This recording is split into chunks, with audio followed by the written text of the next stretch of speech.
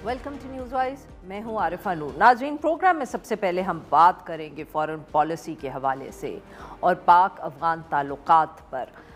पिछले दिनों में हमने देखा कि जो कशीदगी है पाकिस्तान और अफ़गानिस्तान के दरमियान वो इस हद तक बढ़ गई कि अफ़गानिस्तान ने पाकिस्तान पे इल्ज़ाम भी लगाया कि पाकिस्तान ने हमले किए। उसके बाद हमने बॉर्डर के ऊपर देखा कि काफ़ी स्कर्मिशेस भी हुई और बावजूद इसके कि एक सीज़ फायर जो था वो पाकिस्तान और अफ़गानिस्तान के दरमियान अनाउंस हुआ, मगर फिर भी मसला हल नहीं हुआ। और फिर हम ये कह सकते हैं कि दूसरे जो मुसलमान ममालिक हैं वो इस मामले में शामिल हुए।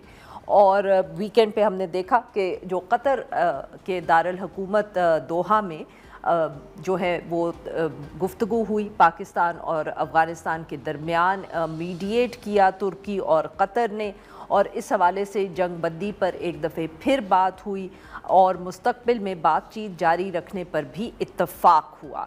इस सारी बात पर जो कतरी हुकूमत थी उनकी तरफ से भी बयान सामने आया। उन्होंने कहा कि इत्तफ़ाक हुआ है दोनों ममालिक के दरमियान कि देरपा अमन और इस्तेहकाम के लिए एक लाहे अमल बनाया जाएगा और दोनों मुल्क जो हैं वो अपनी और एक दूसरे की सिक्योरिटी को यकीनी बनाएंगे।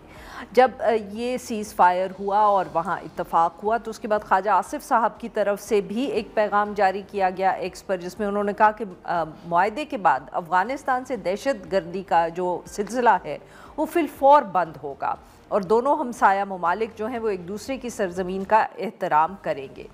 ख्वाजा आसिफ साहब के मुताबिक 25 अक्टूबर को इस्तांबुल में दोबारा जो है वो मुलाकात होगी और बातचीत जो है वो जारी रहेगी।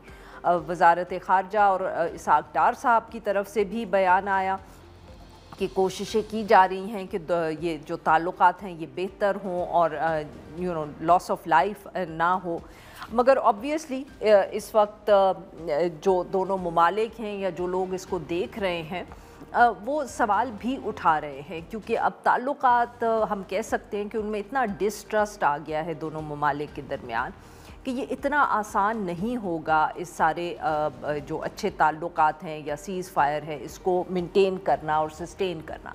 क्योंकि पाकिस्तान की तरफ से पिछले दिनों में या हम कह सकते हैं पिछले 2 सालों में बारहा ये कहा गया है कि जो दहशतगर्दी के हमले हो रहे हैं, चाहे वो बलूचिस्तान में हो या खैबर पख्तूनख्वा में हो, वो अफ़गानिस्तान की सरज़मीन पर उनकी प्लानिंग होती है, वहीं से जो है मदद आती है, लोग आते हैं। जबकि काबुल की हुकूमत जो है वो शायद इतनी संजीदगी से इल्ज़ामात को नहीं ले रही, जिसकी वजह से आहिस्ता आहिस्ता चाहे वो बॉर्डर ट्रेड का मसला हो या अफ़गान रेफ्यूजीज़ का मसला हो, यहाँ से इन इश्यूज़ पे भी इख्तलाफात रहे, पाकिस्तान की पॉलिसी पर तनकीद की काबुल की तरफ से, और अब मामलात यहाँ पहुँच चुके हैं। सो इस सारे मामले पे गुफ्तगू करने के लिए आज हमारे साथ मौजूद हैं ताहिर साहब, सीनियर सहाफ़ी हैं, माहिर हैं अफ़गान अमूर के, और हमें ज्वाइन किया एजाज़ अहमद चौधरी साहब ने, साबिक़ सेक्रेटरी ख़ारजा हैं and he's also the chairman of an institute based in Lahore. Welcome to the show, gentlemen. जी ताहिर खान साहब, आपसे गुफ्तगू का आगाज़ करूँगी। किस तरह देख रहे हैं आप, या हम कहें कि कितने पुरउम्मीद हैं आप जो ये सीज़ फायर या इत्तफ़ाक हुआ है, मुआहिदा हुआ है कतर में? बहुत शुक्रिया, और एजाज़ चौधरी साहब की इजाज़त से जी एजाज साहब से आपकी बात पे भी कमेंट फिर लेंगे। आप स्टूडियो में थे तो इसलिए यहाँ से शुरू कर रहे हैं। बड़ी मेहरबानी। पुरुमीद जो है आपका सवाल, ये मुश्किल जवाब इसका इसलिए होगा कि बदएतमादी एक लिहाज से तो कम हुई है। एक और डेवलपमेंट ये अहम है कि 4 साल में तो आपस में आना जाना हुआ, और अब कतर और तुर्की का एक रोल सामने आया है। तो कुछ उम्मीद उससे भी है, क्योंकि कतर का ज़ाहिर बात है तालिबान का पॉलिटिकल कैपिटल था, वो वहाँ उसका दफ्तर था, और 18 महीने वहाँ मुज़ाकरात भी किए, और 2015 के लगभग ये दफ्तर बना था। तो बड़ा एक अच्छा उनका एक सिलसिला है, यानी उनको सुनेंगे। और तुर्की का भी अपना वो है, लेकिन फिर भी क्योंकि एक तरफ हम नहीं जाते, और मेरे ख़्याल में उसकी तरफ जाना चाहिए कि जिन लोगों की बुनियाद पे ये لڑائی ہے ہماری پاکستان اور افغانستان کے درمیان ہوئی، ان کا کیا ہے؟ وہ میں نے جو کلعدم تنظیمیں ہیں، کلعدم گروپس جو ہے جو ریاست پاکستان کے خلاف جنگ کر رہی ہے، اور اسی کی وجہ سے لڑائی بھی ہوئی، اسی کی وجہ سے دونوں مجبور ہو کے قطر بھی گئے، ان کا کیا ہے؟ یعنی وہ تو بظاہر تو اس سے آؤٹ ہے نا۔ اب ہم نے ان سے پوچھا، ان کا معاہدے سے کوئی تعلق نہیں، کوئی تعلق نہیں ہے، لیکن اس کی بنیاد پہ یہ جنگ تو اسی کی بنیاد بھی نا، تو اس کے بارے میں تو کوئی چیز نہیں آ رہی کہ اس کا کیا ہوگا۔ ہم نے ان سے پوچھا کہ بھئی آپ لوگ کہاں کھڑے ہیں، تو وہ کہتے ہیں کہ نہیں، ہم تو ہماری پالیسی میں کوئی چینج نہیں ہوگی۔ آج یاسمین خان میں حملہ ہوا ہے، جی بالکل، آپ کی خبر آئی ہوگی، اور انہوں نے آج کوئٹہ میں کسی بندے کو مارنے کا بھی دعویٰ کیا ہے، تصویر بھی اس کی بھیجی ہے۔ تو حالات جو ہے 100% بالکل میں نہیں کہہ سکتا کہ میں پر امید ہوں، لیکن جو ہوا ہے، جنگ بندی ہوئی ہے، اچھی بات ہے۔ یہ بھی ہے مثبت پیش رفت ہے کہ اب دوسرا دور ہونے والا ہے 25 اکتوبر کو۔ ابھی کنفرم نہیں ہے میرے ساتھ کوئی بھی خبر، لیکن کچھ رپورٹس یہ بھی ہے کہ شاید کوئی پاکستانی وفد کابل گیا ہے۔ میرے پاس تصدیق نہیں ہے، مجھے کسی تصدیق نہیں کی۔ بالکل بالکل۔ اعزاز صاحب، آپ نے طاہر صاحب کی بات سنی سر، بٹ آبویسلی یہاں جو آئی تھنک بہت اہم سوال ہے اینڈ وچ آئی تھنک آپ اس کے اوپر روشنی ڈال سکتے ہیں، اور وہ یہ ہے کہ پاکستان کس طرح اب یہ فیصلہ کرے گا، یا کن چیزوں کے بیسس پر یہ فیصلہ کیا جائے گا کہ افغان حکومت کوئی کوشش کر رہی ہے، یا اس کی کوشش جو ہے اس سے پاکستان میں جو حملے ہیں ان پر فرق بھی پڑا ہے؟ کیونکہ جیسے طاہر صاحب نے کہا آج بھی اطلاعات آئی ہیں حملوں کی، تو یہ آئی تھنک شاید یہ جج کرنا بھی بڑا ضروری ہوگا کہ ہم کیسے فیصلہ کریں گے کہ جو کابل میں حکومت بیٹھی ہوئی ہے وہ کوئی کوشش کر رہی ہے، یا ان کے جو اقدامات ہیں ان سے فرق پڑ رہا ہے۔ سنسیریٹی کیسے ڈٹرمن کریں گے؟ جی بہت شکریہ عارفہ، آج کافی ہفتوں بعد آپ کے پروگرام پہ آیا۔ وہ جو انسٹیٹیوٹ ہے میرا، وہ سنوبر انسٹیٹیوٹ ہے، اس کا میں چیئرمین ہوں، اور وہ اسلام آباد میں ہے، لاہور میں نہیں، جی جسٹ فار یور انفارمیشن۔ اچھا، معاف کریے گا سر۔ کوئی بات نہیں، طاہر خان صاحب نے درست کہا کہ یہ ٹی ٹی پی تو اس معاہدے میں نہیں ہے، اور ٹی ٹی پی کے ساتھ تو ہم شاید نبڑ بھی لیں گے اگر ان کو وہ جگہ نہ ملے اور وہ حمایت نہ ملے جو ان کو اس وقت مل رہی تھی، اور شاید ابھی بھی مل رہی ہے۔ پہلے تو کچھ غلطیاں ہم سے بھی ہوئی، ہم نے خود ٹی ٹی پی سے بہت بات چیت کی، غلطی نہ کہیں اس کو، چلیں اس وقت کی حکمت عملی تھی کہ ہم نے بات چیت کی، کیونکہ بات چیت کرنی چاہیے تھی، لیکن وہ سود مند نہیں ہوئی، اور نتیجتاً 2021 سے جب سے طالبان آئے ہیں کابل میں، اس وقت سے ہر آنے والا سال زیادہ خون ریزی کر رہا ہے، اور 2024 میں تو ساری حدیں پلان دیں۔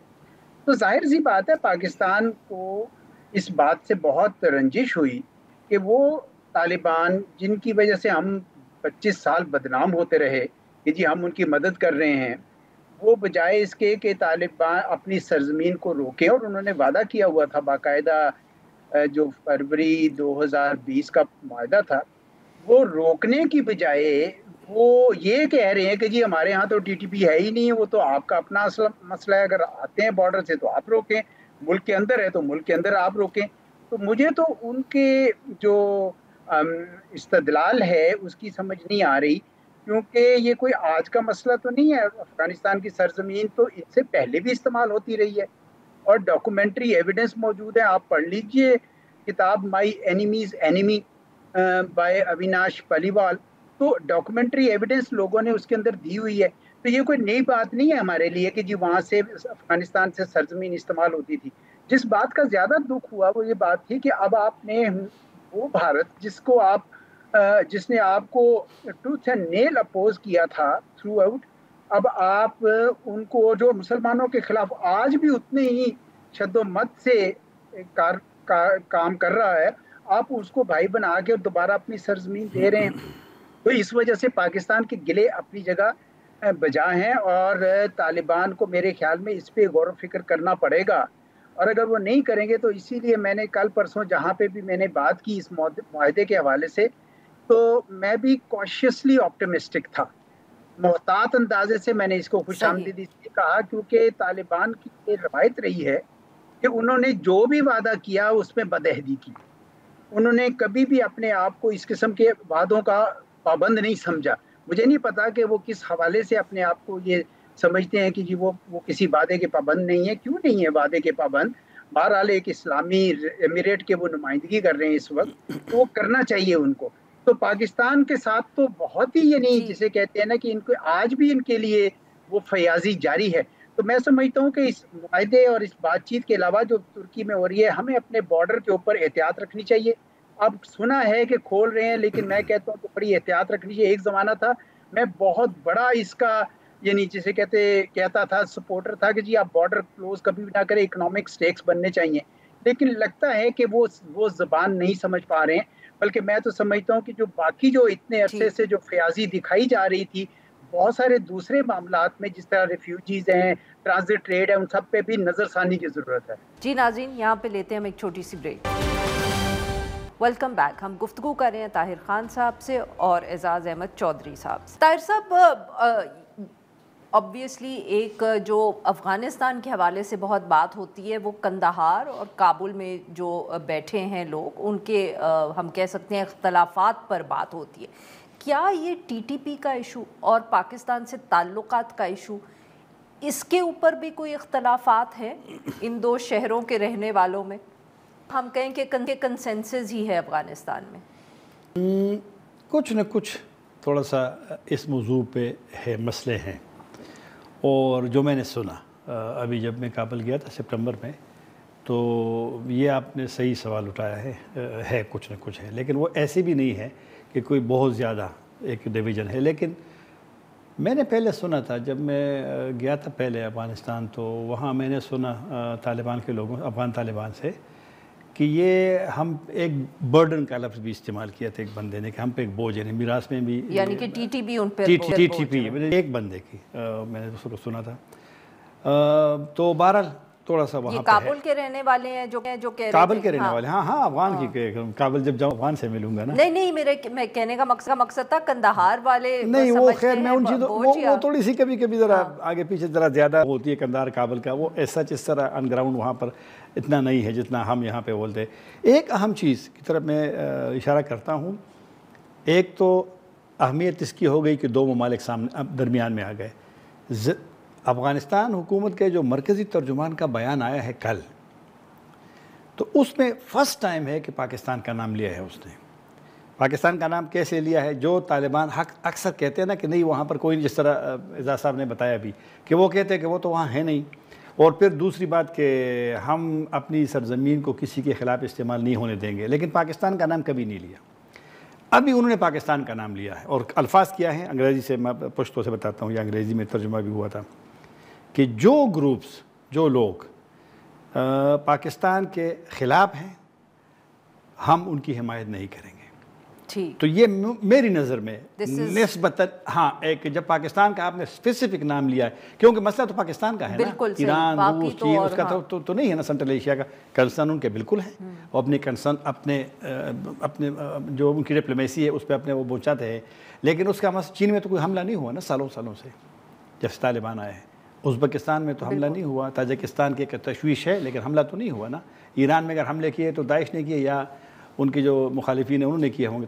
تو بہرحال یہ ہے کہ امید تو ہے, لیکن پیچیدگیاں اور یہ لمبا اتنا معاملہ ہوا ہے کہ میں نہیں کہہ سکتا کہ بس قطر کا جو وہاں پر سلسلہ ہوا ہے تو بالکل آپ کے مسائل حل کر دیں گے.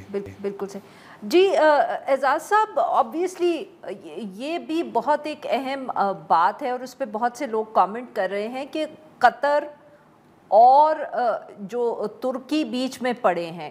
آبویسلی دوحہ کا تو رول ہم پہلے بھی دیکھتے رہے جب امریکہ سے بات ہو رہی تھی افغان طالبان کی, پر پھر اب ترکی بھی بیچ میں پڑا ہے. اس کے بعد ہم یہ بھی دیکھ رہے ہیں کہ سعودی عربیہ کی طرف سے بیان آیا. اس سے کتنا فرق یا دباؤ پڑے گا افغان طالبان پہ سر؟ دیکھیں, یہ جو طاہر خان صاحب کہہ رہے تھے نا کہ ابھی پاکستان کا نام لیا, جو میری اطلاع ہے ایک بار ملا ہیبت اللہ اخندزادہ نے بھی کہا تھا کہ جی پاکستان پہ اس طرح کے حملے کرنے حرام ہیں. تو یہ تو کوئی ان کے یہ نہیں ہے کہ جی ٹی ٹی پی کو یہ پتہ نہیں ہے. مجھے نہیں پتا کہ وہ کس قسم کا ایجنڈا کر رہے ہیں. میرا اعتراض زیادہ یہ ہے, ٹھیک ہے قطر اور ترکی کا آنا بہت اچھی بات ہے، کر لیں، میں تو ویسے زیادہ دو طرفہ بنیادوں پر حل کرنے میں زیادہ یقین کرتا ہوں، لیکن میرا اعتراض یہ ہے کہ آپ بھارت کے اندر بیٹھ کر آپ ایک وارننگ دیتے ہیں کہ ہم نے برطانیہ کو ہرایا، ہم نے روس کو ہرایا، ہم نے امریکہ کو ہرایا، تم کیا چیز ہو؟ بھائی آپ تاریخ کو مسخ کر رہے ہیں، آپ نے برطانیہ کو نہیں ہرایا۔ 1878 سے 1880 تک جو سیکنڈ اینگلو افغان وار تھی، اس کے بعد بڑی بری طرح شکست ہوئی، اور عبد الرحمان خان صاحب نے 1893 وہ بلکہ کیونکہ انگریز چاہتا تھا کہ اس وقت یہ بفر زون بنے بٹوین زارسٹ رشیا اور برٹش راج، اور وہ انہوں نے بنایا۔ اس کے بعد ڈیورنٹ لائن بنی 1893 میں، وہ قبول ہوئی، اور اگلے دن 13 نومبر کو انہوں نے جرگا بھی نے بھی کر لیا، 1905 میں ان کے بیٹے نے بھی کیا، 1921 میں ان کے پوتے نے بھی، ارمان اللہ صاحب نے بھی کیا، اس کو انڈورس کیا، لیکن یہ آج بھی اس کو مسئلے کو بنا رہے ہیں اور یہ شو کر رہے ہیں۔ تو تاریخ کو مسخ نہیں کرنا چاہیے۔ جب روس بھی گیا تو پاکستان اور امریکہ کی مدد سے وہ ان کو نکالا گیا، پاکستان اپنے افغان بھائیوں کی مدد کے لیے گیا، اور یہ تیسری جو امریکہ گیا ہے، یہ ان کا اپنا ایجنڈا تھا کہ اب ہم نے یہاں سے ڈسٹنٹ وارز نہیں کرنی، اور وہ پاکستان سے بلکہ خفا تھا کہ آپ نے طالبان کی مدد کی ہے۔ تو تاریخ کو کم از کم مسخ نہ کریں۔ یہ پشتونستان کا ایجنڈا جو ہے، آپ سن لیں جو پرانے ضعیف لوگ ہیں کہ کس طریقے سے نہرو پلان بنا تھا اس وقت، اور پشتونستان کا ایجنڈا کھڑا کیا گیا تھا۔ ہمیں پاکستان کو اس طرح کی آپ تاریخ مسخ کر کے نہ کام کریں، یہ ہندوستان میں بیٹھ کے آپ تاریخ کے حوالے سے غلط بات کریں۔ اسی لیے میں کہہ رہا ہوں کہ یہ لارجر ایشو ہے، یہ صرف قطر اور ترکی کے سے حوالے نہیں ہونا چاہیے، یہ اس لیے کیونکہ یہ ان کو بتانا پڑے گا کہ جناب آپ یہ کام نہ کریں، تاریخ کو نیا، یہ پرانے جو ایجنڈے تھے ان کو بدلیں۔ ہمیں افغانستان کو ایک آزاد مملکت کے طور پر ٹریٹ کرنا چاہیے، یہ برادرانہ اور یہ سلسلے نہیں ہونے چاہیے۔ بارڈر کے اوپر وہی معاملات کریں جس طرح ہم کسی اور ملک کے ساتھ کرتے ہیں، ان کو اپنے معاملات طے کرنے دیں، ہم اس کے اندر بالکل کوئی انٹرفیئر نہ کریں۔ اور یہاں پہ جو آپ نے فیاضیاں دکھائی ہوئی ہیں، اتنے ریفیوجی اتنے عرصے سے رہ رہے ہیں، اور جس طریقے سے ٹرانزٹ ٹریڈ کو مس یوز کر کے پاکستان میں سمگلنگ کر کے پاکستان میں باڑاز کھولے گئے اور ہمیں ایک قسم کی انجری ہوئی، ہمیں ان ساری چیزوں پہ میں یہ کہتا ہوں کہ نظر ثانی کرنی چاہیے۔ بالکل صحیح۔ طاہر صاحب، any concluding remarks very quickly, 30 seconds؟ صحیح کہا، لیکن میرے خیال میں جو تجارت ہوتی ہے نا، یہ ون سائڈ نہیں ہوتی۔ ابھی اسی راستے سے ہم نے سنٹرل ایشیا جانا ہے، یہاں پر جذبات احساسات بالکل درست ہیں۔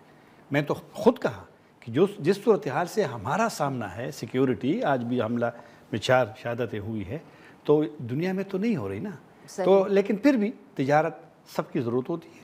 لوگ جو ہے آج کل تجارت کو، ٹریڈ کو، کنیکٹیوٹی کو اہمیت دیتے ہیں، تو کافی سارے ہمارے ان کے ساتھ ہے۔ ابھی ہم نے کیوں سائن کیا پھر یہ کابل میں بیٹھ کر کے ازبکستان کے ساتھ؟ تو لہٰذا ٹھیک ہے مسائل ہے، لیکن میرے خیال میں ٹریڈ ہو، آنا جانا، یہ متاثر نہ ہو۔ بہت بہت شکریہ ہمارے 2 مہمانوں کا، انہوں نے ہمارے لیے وقت نکالا۔ ناظرین، یہاں پہ لیں گے ایک چھوٹی سی بریک، اور جب ہم بریک سے واپس آئیں گے تو ہم بات کریں گے صحافت کے حوالے سے۔ ویلکم بیک ناظرین، پروگرام کے اس حصے میں ہم ذکر کریں گے، ہمارے ایک کولیگ ہیں، ہمارے ساتھی صحافی ہیں، مطیع اللہ جان صاحب۔ مطیع اللہ جان صاحب کے اگر ہم پچھلے کچھ چند سالوں کی زندگی کی کہانی پہ بات کریں تو وہ پاکستان میں صحافت کی کہانی ہے۔ پاکستان تحریک انصاف کا جب زمانہ تھا، مطیع اللہ جان صاحب was out of a job, پھر بھی ان کو ایک دن غائب کر دیا گیا۔ فوٹیج ہمارے پاس آ گئی کہ کس طرح ان کو زبردستی کوئی اٹھا کے لے گیا۔ شام تک وہ واپس تو آ گئے، مگر آبویسلی وہ پیغام تھا مطیع اللہ جان صاحب کے لیے اور ہم باقی سب کے لیے بھی۔ اس کے بعد حکومت تبدیل ہو گئی، حکومت تو تبدیل ہو گئی، بٹ مطیع اللہ جان صاحب جو تھے، ان کے مسائل جو تھے ان میں کوئی خاص کمی نہیں آئی۔ پچھلے سال نومبر میں جب پاکستان تحریک انصاف کا دھرنا اسلام آباد آیا تو اس کے بعد مطیع اللہ جان صاحب کو اٹھا لیا گیا، اس کے بعد ان کو پیش کیا گیا۔ پھر پتہ چلا کہ پولیس نے ان کے اوپر جو کیس بنایا ہے وہ الزام یہ لگایا کہ انہوں نے ایک تیز رفتار گاڑی کو پولیس اہلکاروں پر چڑھا دیا مورلیس، کیونکہ پولیس اہلکار ان کو روکنے کو کہہ رہے تھے، اور پھر پولیس کو ان کی گاڑی سے جو ہے وہ ڈرگز بھی انہوں نے برآمد کر لی۔ یہ جو مقدمہ تھا جس میں مطیع اللہ جان پہ یہ الزام بھی تھا کہ انہوں نے اسلحہ چرایا ہے یا چھینا ہے پولیس سے، اس کے بارے میں محمد حنیف صاحب ایک اور کولیگ ہمارے، انہوں نے لکھا کہ مطیع اللہ جان صاحب کے ازلی دشمن بھی جو ہے وہ گواہی دے سکتے ہیں کہ وہ بیچارہ تو سگریٹ بھی نہیں پیتا مگر نشہ وہ ضرور کرتا ہے، اور وہ ہے رپورٹنگ کا نشہ۔ یہ جو کیس تھا اس کے اوپر حکومت میں سے خود لوگوں نے تنقید کی کہ یہ ایک غلط کیس لگتا ہے، یہ کیسے مطیع اللہ جان صاحب پہ پولیس نے بنایا، مگر بیل تو ہو گئی مطیع اللہ جان صاحب کی، مگر اب 11 مہینے کے بعد یہ اطلاع آئی ہے کہ چالان عدالت میں جمع ہو چکا ہے اس کیس کا، اور اب ان کا ٹرائل شروع ہوگا۔ کیا یہ ایک اور پیغام ہے؟ مطیع اللہ جان صاحب کی رپورٹنگ جو پاکستان تحریک انصاف کے زمانے میں بھی کسی کو پسند نہیں تھی، پھر PMLN کی حکومت آئی تو بھی کسی کو پسند نہیں تھی، کیا اب اس کے بعد دوبارہ ان کی کسی بات پر شکایت یا کسی کو ناراضگی ہوئی ہے جو یہ کیس اتنے مہینوں کے بعد جو ہے وہ شروع ہو رہا ہے؟ اس سارے معاملے پہ گفتگو کرنے کے لیے آج ہمارے ساتھ موجود ثاقب بشیر صاحب، بہت گہری نظر رکھتے ہیں یہ کورٹ کے معاملات پہ۔ جب مطیع اللہ جان صاحب یہ 26 نومبر کے دھرنے کے بعد غائب ہوئے تھے تو کچھ عرصے کے لیے ان کے ساتھ ثاقب بشیر صاحب بھی غائب ہوئے تھے، اور ہمیں جوائن کیا ہے بیرسٹر اسد رحیم خان صاحب جو ایک ماہر قانون ہیں۔ ویلکم ٹو دی شو جینٹلمن۔ ثاقب صاحب آپ سے گفتگو کا آغاز کریں گے۔ مطیع اللہ جان صاحب مطلب کہ چین سے نہیں بیٹھتے، کیونکہ یہ جیسے میں نے 2 واقعات کہے، وہ ایک میں بات ذکر کرنا بھول گئی، یوٹیوب چینل بھی ان کا بلاک کرنے کی کوشش کی گئی، ان کے ارد گرد جو ان کے جاننے والے ان کے رشتہ دار تھے ان کے بینک اکاؤنٹس بھی سیل ہوئے، سو باز نہیں آ رہے، وہ بالکل باز نہیں آ رہے، اور یہ تو انتہائی کو موزیکا خیز قسم کا کیس ہے یہ جو بنایا گیا، بلکہ اس میں میرا اپنا ایفیڈیوٹ موجود ہے کہ 11:15 بجے ہمیں پم سے اٹھایا گیا اور اس کے بعد 3:15 مجھے چھوڑا گیا، پھر ان کو رکھا گیا، اور اس کے آپ بعد کو چھوڑ دیا گیا تھا، ان کو رکھا گیا اور ان کے اوپر پھر یہ کیس 3-4 گھنٹے مجھے رکھا گیا، اور اس کے بعد ان کو مجھے چھوڑ دیا گیا، ان کو رکھا گیا، اور اس کے بعد ان پہ یہ کیس ڈال دیا گیا۔ میرا اپنا ایفیڈیوٹ جو ہے وہ موجود ہے کورٹ میں بھی، ہائی کورٹ میں بھی، لیکن اس کے باوجود حیران کن مطلب رانا ثناء اللہ صاحب، حکومتی وزراء سب نے کہا کہ یہ ایک جھوٹا کیس ہے۔ میں حیران ہوں کہ 1 سال ہو گیا ہے، ان کی تاریخیں پڑھ رہی ہیں، ہر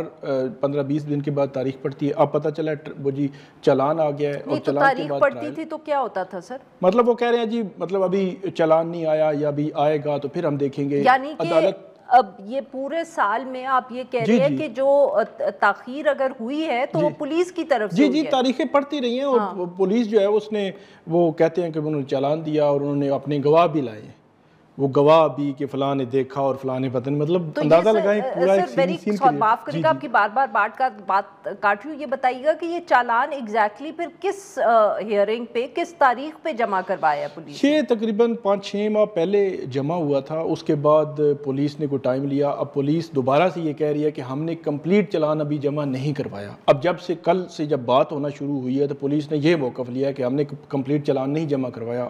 مسئلہ یہ ہے کہ جب کمپلیٹ چالان نہیں جمع کرایا، ایک جھوٹا کیس ہے، تو آپ کورٹ کو پھر کہہ دیں کہ یہ جو کیس بنتا نہیں تھا اور ہم جو ہے وہ یہ FIR جو ہے وہ اس کو کویش کر رہے ہیں یا واپس لے رہے ہیں تاکہ یہ کیس ہی ختم ہو جائے۔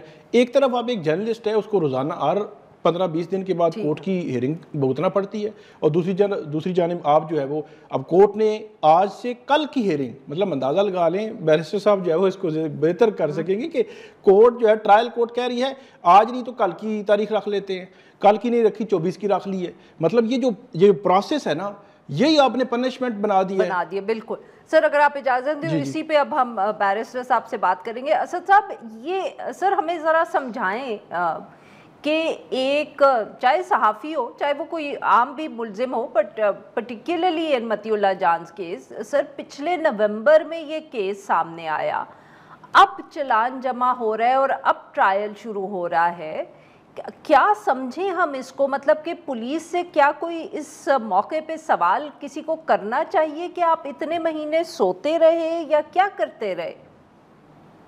جی بہت شکریہ عارفہ صاحبہ۔ جس طرح ثاقب صاحب نے بالکل درست طور پر بیان کیا ہے، افسوس سے کہنا ہوتا ہے کہ تمام قانونی نظام میرے خیال سے اسی رجحان کے اب شکار ہو رہا ہے کہ جو کیس ہوتا ہے، یہ جو اب لفظ بھی ہے کیس، یہ اب بالکل بے بنیاد سنائی دیتا ہے، کیونکہ اس کا مقصد یہ نہیں ہے کہ آپ انصاف کریں، کسی کو قصوروار ٹھہرائیں یا کسی کو بری کریں، وہ صرف یہ ہے کہ سیاسی مقاصد کو سامنے رکھتے ہوئے آپ کسی کے سر کے اوپر تلوار لٹکانا چاہتے ہیں، بے شک اس نے جرم کیا ہو کہ نہ کیا ہو۔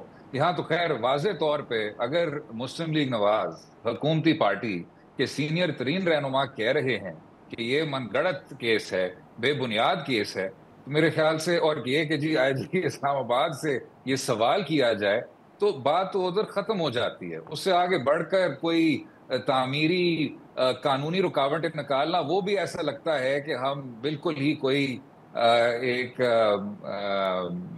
یوز لیس ایکسرسائز میں آگے بڑھ رہے ہیں۔ لیکن بہرحال یہ جو اب بات ہوئی کہ جی اتنی تاخیر کے بعد آپ اب اگلے مرحلے پر بڑھ رہے ہیں، اس پر عدالت عظمیٰ کے باقاعدہ فیصلے آ چکے ہیں کہ استغاثہ اور یہ جو تمام پروسیس ہے، اس کی اپنی کوتاہیوں کا جو وکٹم ہے وہ ملزم نہیں ہو سکتا۔ تو ایک تو یہ بات، دوسرا یہاں، اور یہ تو اب واضح ہے میرے خیال سے ہر شخص کو واضح ہے، یہ جو الزامات بھی لگائے گئے ہیں یہ تو امکانہ قسم کے الزامات ہیں، اگر ہم دیکھیں کہ کس شخص پہ آپ لگا رہے ہیں۔